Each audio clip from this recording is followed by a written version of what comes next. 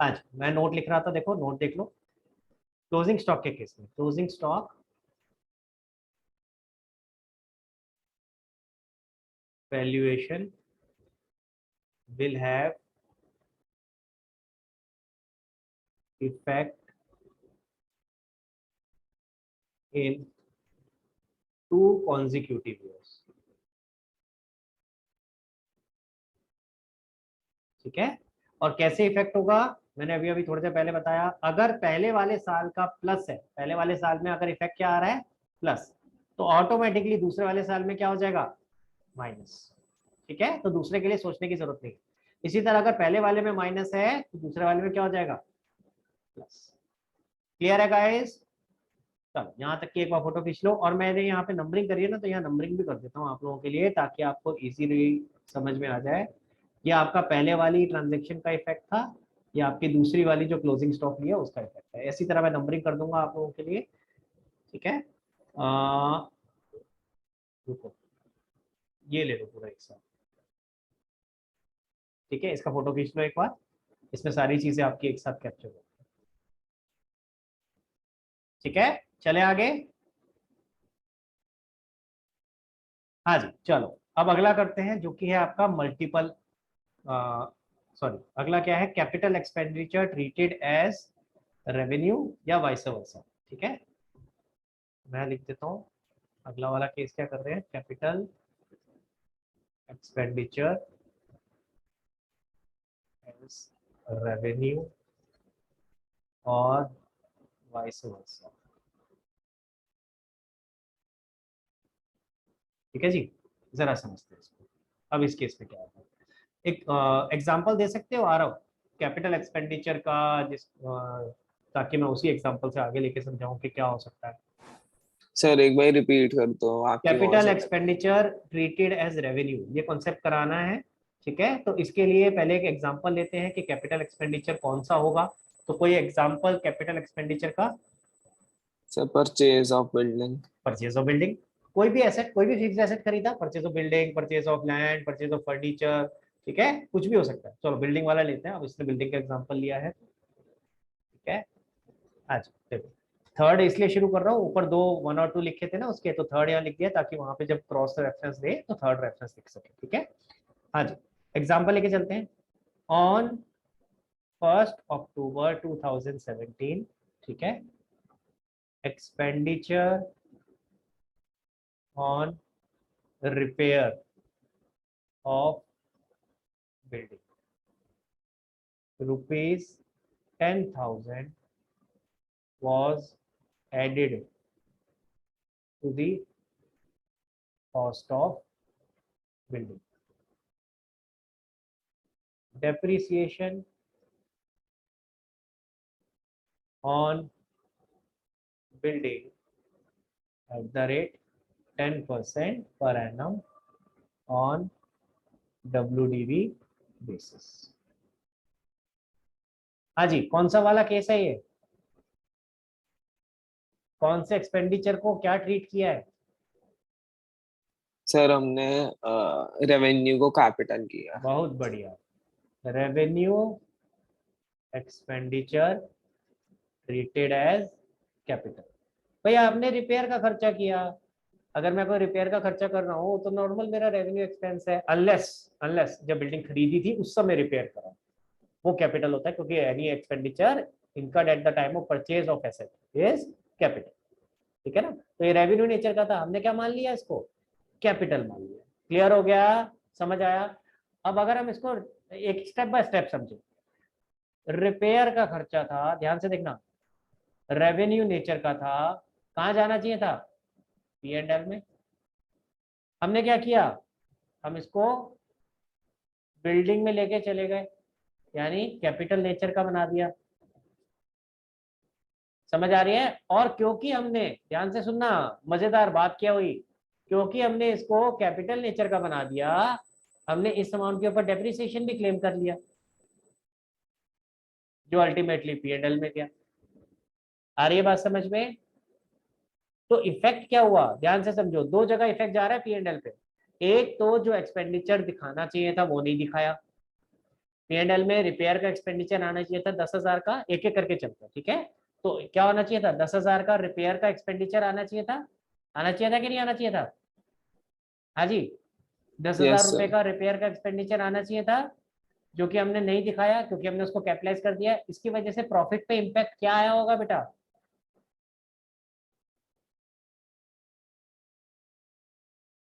Sir profit कम आया होगा। कम आया होगा। अगर मैं खर्चा हटा रहा हूं तो मेरा प्रॉफिट कम हो जाएगा। हंस गया। सर बढ़ेगा। मैं बच गलती गया। से प्रॉफिट ज्यादा नहीं अच्छा, ऐसे मतलब ऐसे भी सोच लिया एक्सपेंडिचर। करो, एक और तरीका भी सिखाता हूँ। देखो, एक तरीका और सिखा रहा हूँ। ये एक्सपेंस साइड है आपकी, ये इनकम साइड है। जैसे आप स्टॉक के लिए सोच रहे थे, वैसे ही किसी भी एक्सपेंस या इनकम के लिए सोचो ना यार। कोई एक्सपेंस आना था, आना रह गया है, तो एक्सपेंसेस क्या है, आपका इनडायरेक्टली प्रोपोर्शनल टू प्रॉफिट। अगर एक्सपेंस कम लिया हमने, भाई अगर हमें लेना चाहिए था 10,000, हमने 0 लिया, तो प्रॉफिट उतने से बढ़ जाएगा। इनडायरेक्टली प्रोपोर्शनल हुआ ना, जैसे हम ओपनिंग स्टॉक कह रहे थे, उसी तरह से सब पे, सारे एक्सपेंसेस पे वही रूल लगेगा, और जितनी भी इनकम होगी उस सबके ऊपर वही रूल लगेगा जो क्लोजिंग स्टॉक पे था, यानी डायरेक्टली प्रोपोर्शनल। ठीक है, तो कभी कंफ्यूजन होता है ऐसे सोचना।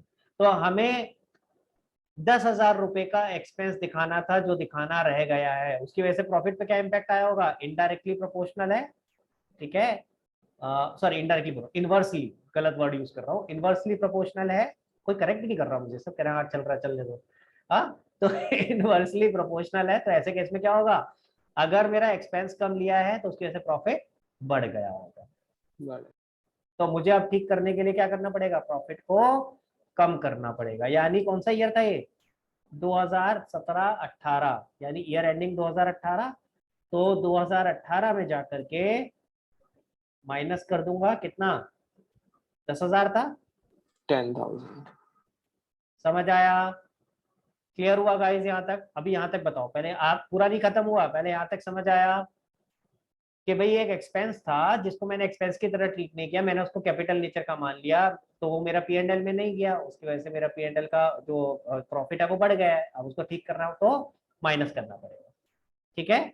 अब मजेदार बात क्या है, जैसे क्लोजिंग स्टॉक का इंपैक्ट 2 सालों में था, ध्यान से सुनना सारे लोग, जैसे क्लोजिंग स्टॉक का इंपैक्ट 2 सालों में था, इस एडजस्टमेंट का इंपैक्ट मल्टीपल ईयर्स पे, 2 साल नहीं बोल रहा हूँ, मल्टीपल ईयर्स। कितने ईयर्स पे इंपैक्ट आएगा? जिस साल में गलती करी है उस साल से लेकर के आगे जितने भी ईयर है सब पे आएगा। जिस साल में गलती करी है उस साल से लेकर के आगे जितने भी ईयर हैं उन सब पे आएगा। अब अगर गलती 2018 में हुई है तो 2018, 19, 20 तीनों पे इंपैक्ट आएगा। अगर गलती 2019 पे हुई होती तो 2019 और 2020 पे आया होता। समझ आ रहा है? क्लियर हुआ? यानी जिस साल में गलती करी उस साल से लेकर के आगे जितने भी ईयर है उन सब में क्या आएगा? देखो भाई, आपने एक चीज तो देख ली, ये 10,000 रुपए P&L में जाना चाहिए था जो लेके नहीं गए, तो उसकी वजह से मेरा प्रॉफिट कम हो गया। लेकिन आप कहाँ ले गए? आपने बिल्डिंग में ऐड कर दिया और कॉरस्पॉन्डिंगली इस पे एक्स्ट्रा डेप्रिसिएशन निकाल दिया। तो जब आपने एक्स्ट्रा डेप्रिसिएशन लगा दिया, वो कहाँ गया? वो भी तो प्रॉफिट एंड लॉस में गया, उसकी वजह से प्रॉफिट कम भी तो हो गया है। तो हमें उसे भी तो रिवर्स करना पड़ेगा। समझ आया? क्लियर हुआ? एक तरफ जो हमें एक्सपेंस में दिखाना चाहिए था वो नहीं दिखाया, इस वजह से हम प्रॉफिट को कम कर रहे हैं, ठीक है। इसी तरीके से जो हम ऑलरेडी गलत एक्सपेंस दिखा चुके हैं डेप्रिसिएशन की फॉर्म में, उसकी वजह से प्रॉफिट कम हो गया है, तो हमें उसे वापस बढ़ाना पड़ेगा, ठीक है। तो वो जरा कैलकुलेट कर लेते हैं कि हर साल पे कितना इम्पैक्ट क्या होगा। भाई हमने कितने का एक्सपेंडिचर ले लिया? 10,000 रुपए का। और ये कब की है? कॉस्ट एज ऑन 1 अक्टूबर 2017। 1 अक्टूबर 2017 को आपने ये खर्चा किया था। तो आपने डेप्रिसिएशन 2017-18 में कितना बुक किया होगा बेटा? सर 10% के हिसाब से। 10,000 हाँ, बोलो। into 6/12 into 10%। हाँ, तो पहले 10% पहले लिख देता हूँ मैं, इंटू 10%। और क्योंकि पूरे साल का नहीं है, इस साल सिर्फ आधे साल यूज हुई है, तो डेप्रिसिएशन 6 महीने का लगा होगा, यानी कि 500 रुपये। ठीक है, समझ आ गया? इसी तरह से ये तो हो गया ईयर 1 का, 2017-18 में कितना डेप्रिसिएशन गया होगा। अब इसके बाद ईयर 2 में कितना गया होगा?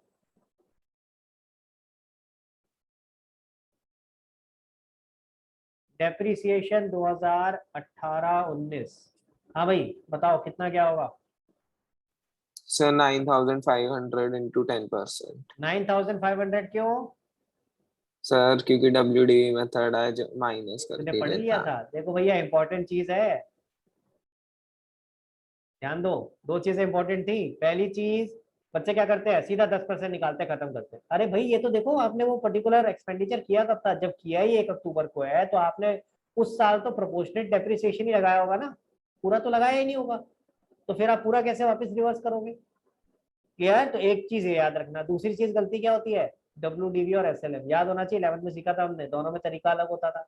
WDV में जो बुक वैल्यू होती थी उस पर निकालते थे, और SLM में जो ओरिजिनल वैल्यू है जो शुरू में लिया उस पर निकालते थे। अगर ये SLM होता तो आपका हर साल किस पे जो आपका डेप्रिसिएशन लग रहा होता वो कितना होता, अगर ये SLM होता अर्णव? सर आ रहा हूँ। सॉरी आरव, हर साल कितना लग टेन रहा होता, थाउजेंड डेप्रिसिएशन का अमाउंट कितना होता? सर 10,000। 10,000 क्यों होता बेटा? 10,000 तो एक्सपेंडिचर का अमाउंट है, डेप्रिसिएशन का अमाउंट कितना होता? सर 500। फिर गलत हो गया, यही तो वेट कर रहा था, गलती करेगा कहीं तो फंसेगा। 1,500 तो सिर्फ ईयर 1 के लिए है, क्योंकि प्रोपोर्शनेट लगाया है। हर साल बाकी कितना लगा रहे होते हैं? 1,000।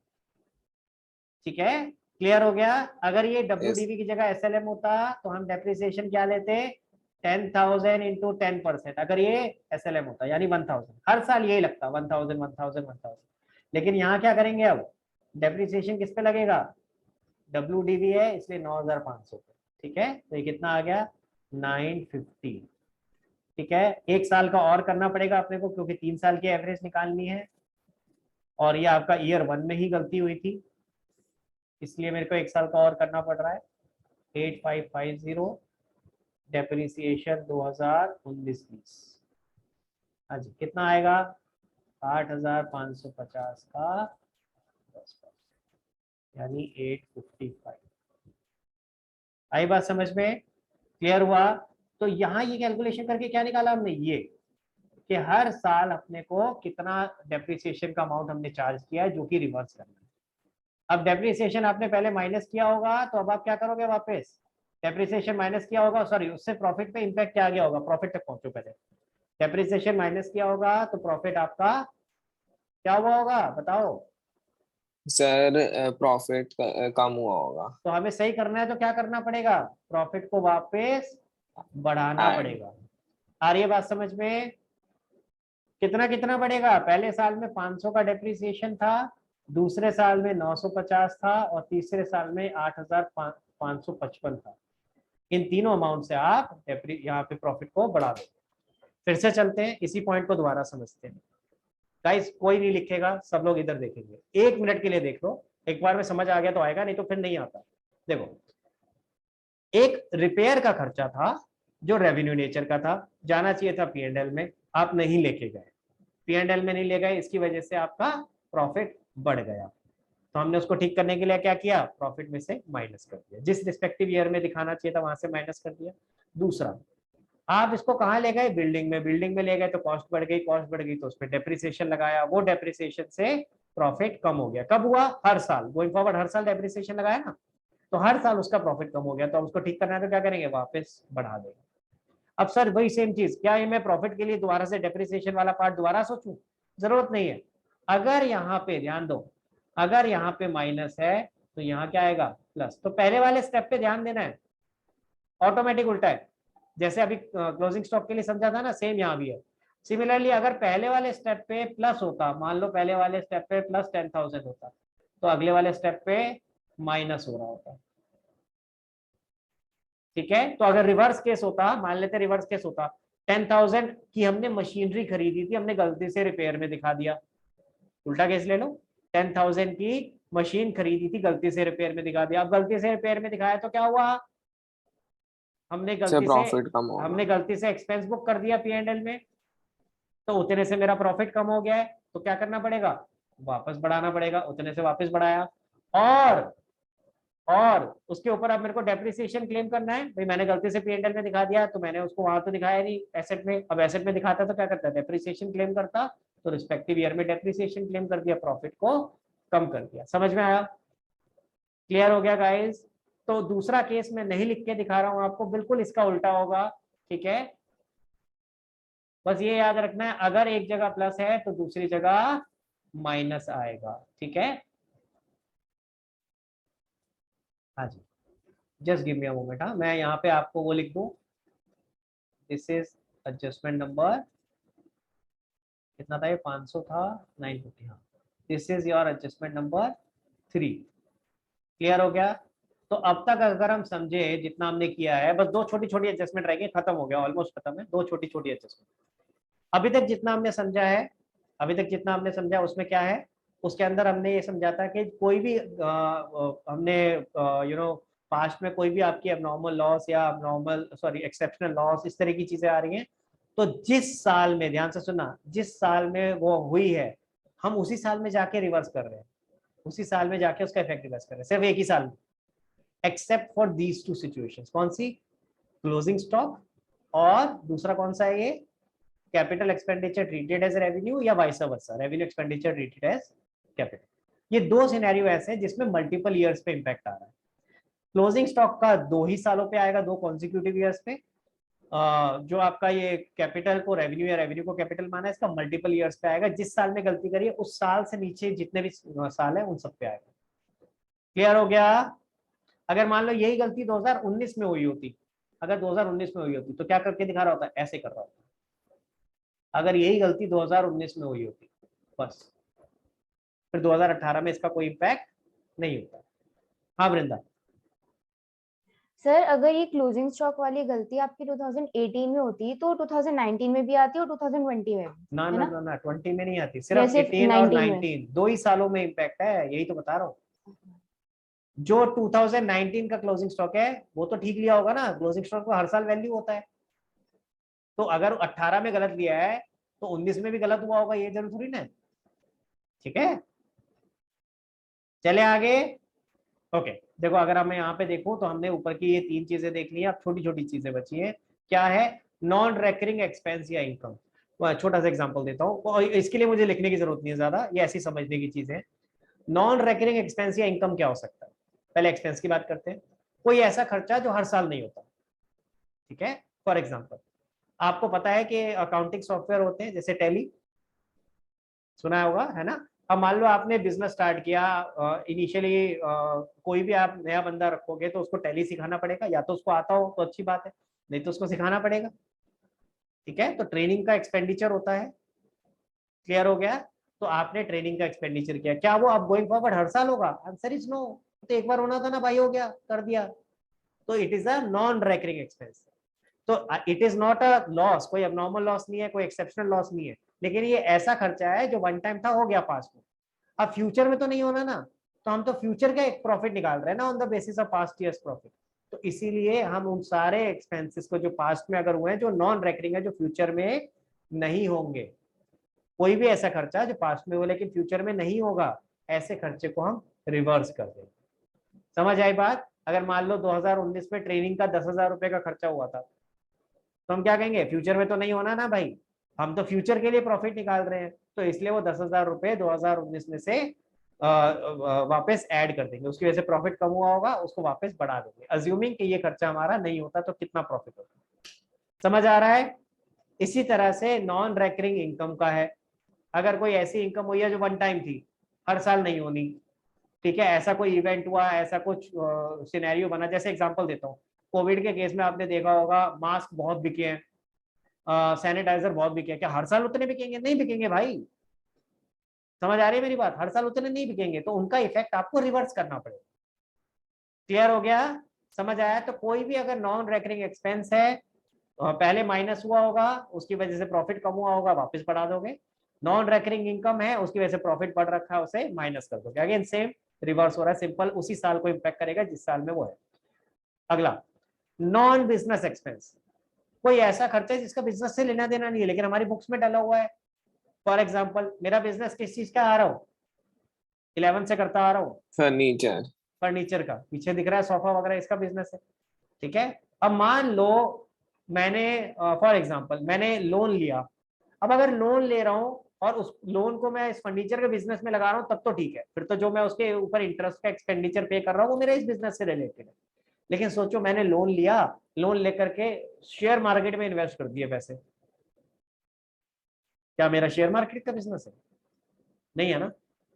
तो ऐसे केस में अगर मुझे कोई इनकम हो रही है सॉरी, अगर ऐसे केस में मुझे कोई इंटरेस्ट का एक्सपेंडिचर हो रहा है जो मैंने लोन लिया उसके ऊपर, क्या मैं उसकी एक्सपेंडिचर यहाँ पे मुझे क्लेम करना चाहिए? Answer is no. क्या वो मेरे इस बिजनेस से रिलेटेड है? क्या मेरा गुडविल कैलकुलेशन में कंसीडर होना चाहिए? Answer is no. तो अगर कोई ऐसा एक्सपेंडिचर है जो मेरे बिजनेस से रिलेट नहीं करता, ठीक है, एग्जांपल समझ आया, ये मेरे बिजनेस से रिलेट नहीं करता, अगर वो लोन मैंने बिजनेस में लगाया होता तब तो ठीक था, फिर मेरे को कुछ नहीं करना, लेकिन वो लोन मैंने कहीं और यूज करा, not for my main business, ठीक है। तो इस वजह से क्या होगा, अगर कोई इंटरेस्ट मैंने बुक कर रखा है अपनी बुक्स में तो मुझे उसको रिवर्स, उसका इफेक्ट रिवर्स करना पड़ेगा। यानी अगर इंटरेस्ट एक्सपेंस बुक कर रखा है, प्रॉफिट कम होगा तो प्रॉफिट को वापस बढ़ाना पड़ेगा। समझ में आया?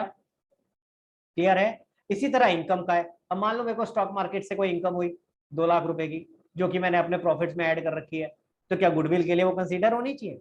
क्या मेरे गुडविल का उससे कोई लेना देना? Answer is no. तो इसीलिए वो उस तरह की कोई अगर इनकम है तो उसका इफेक्ट भी रिवर्स करना है। प्रॉफिट बढ़े हुए हैं तो आपको कम करना पड़ेगा। समझ आ रहा है सबको? यहां तक क्लियर है? लास्ट लास्ट चीज बची है फ्यूचर रेकरिंग एक्सपेंस। अभी तक हम कर रहे थे कि पास्ट में कोई ऐसा एक्सपेंस या कोई इनकम हुआ है जो फ्यूचर में नहीं होने वाला, इसलिए उनका इफेक्ट रिवर्स कर रहे थे। अभी तक हम क्या कर रहे थे?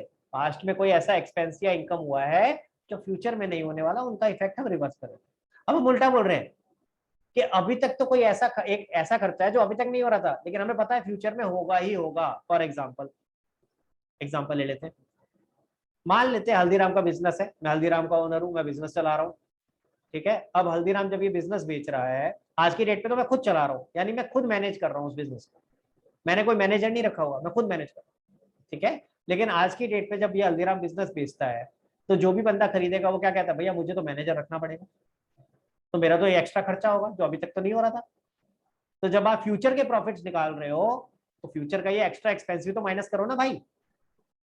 आ रही है बात समझ में? क्लियर हो रहा है सबको? तो ये एक्सपेंस जो आज तक नहीं हो रहा था लेकिन फ्यूचर में दिख रहा है ना होगा, तो फिर उसको माइनस करो। क्लियर है? तो ऐसा कोई एक्सपेंस है तो हमें उसे माइनस करना पड़ेगा। और माइनस कैसे करेंगे ये मैं करके दिखा रहा हूं। मान लेते हैं क्वेश्चन में दिया है कि हमें मैनेजर रखना पड़ेगा और मैनेजर को 10,000 रुपए का सैलरी देना है, तो ऐसे केस में वो 10,000 रुपए हर ईयर में से माइनस हो जाएगा, हर ईयर में से। क्लियर हो गया? तो अगर कोई फ्यूचर रेकरिंग एक्सपेंस है तो हम उसको हर साल से माइनस कर दें। इसका एक और तरीका भी होता है। एक और तरीका क्या होता है, आप पहले एवरेज निकाल लो और एवरेज प्रॉफिट जो एक अमाउंट आ जाएगा उसमें से एक बार माइनस कर दो 10,000। बात तो एक ही है, मैं तीनों में से 10-10 माइनस करूं उसके बाद एवरेज निकालूं, या एवरेज निकाल के एक बार 10,000 माइनस कर दूं, बात तो सेम है बेटा। तो करने के दो अलग अलग तरीके हैं, आंसर दोनों तरह से सेम आता है। अगेन मैथमेटिकली आंसर आपका सेम आए। क्लियर? हम इसको इस तरह से याद रखते हैं कि आपको हर साल से माइनस करना है। उसका रीजन एक और है, क्यों? क्योंकि अगर वेटेड एवरेज निकाल रहे हो ना, अगर आप हर ईयर से माइनस नहीं कर रहे तो फिर फर्क आ जाएगा। क्लियर हो गया? तो इसीलिए आप हमेशा याद रखो कि फ्यूचर रेकरिंग एक्सपेंस, मैं लिख देता हूं यहाँ पे, ये कौन सा है, किसका एग्जांपल लिया मैंने, फ्यूचर रिकरिंग एक्सपेंस, आपको हर साल से माइनस करना है। मैं लिख भी दूं यहाँ पे, to be deducted from each year.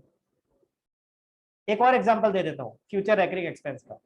मान लेते हैं पहले 2 पार्टनर थे, अब 3 हो गए, एक नया पार्टनर आ गया और पार्टनर्स ने डिसाइड किया कि अब हम गोइंग फॉरवर्ड हर पार्टनर को सैलरी देंगे, या जो भी काम कर रहा है उसको देंगे, जो भी है। अभी तक नहीं मिल रही थी, अभी तक सैलरी अगर नहीं मिल रही थी, अब देंगे, तो वो एक्स्ट्रा एक्सपेंस हो गया ना यार। तो ऐसे केस में जो भी सैलरी अब आप दोगे वो तीनों ही में से माइनस होगा, जितने भी ईयर्स से सारे ईयर्स में से माइनस होगा। क्लियर हो गया? ये आपको दिखेगा इस तरह का लिखा हुआ कि अब पहले से मतलब सैलरी का लिखा होगा कि now they decide to give salary of rupees so much, तो फिर इसका मतलब क्या हो गया, ये फ्यूचर रेकरिंग एक्सपेंस है। तो जब आप एडजस्टमेंट दिखाओगे बनाओगे उसमें से सब में से माइनस होगा एवरी ईयर, ठीक है। अब आप क्या करोगे, अब आपको मैं एडजस्टमेंट वाले क्वेश्चन दूंगा, आप जैसे करते आ रहे थे बिल्कुल वैसे करोगे। बस क्या करना है, जब आप प्रॉफिट लिखते हो पहले एडजस्टमेंट में प्लस माइनस करोगे, फिर उसके बाद आएगा एडजस्टेड प्रॉफिट, फिर आगे का सारा प्रोसेस सेम है, फिर आप क्या यूज करोगे, एडजस्टेड। क्लियर हो गया गाइस? आई नो आज की क्लास लंबी हो गई, लेकिन ये एडजस्टमेंट सारी करानी आज जरूरी थी, नहीं तो समझ में नहीं आता।